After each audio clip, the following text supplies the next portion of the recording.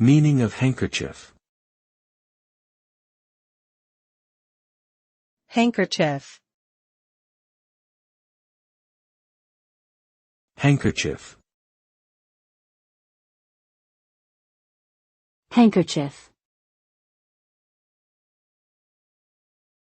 Handkerchief.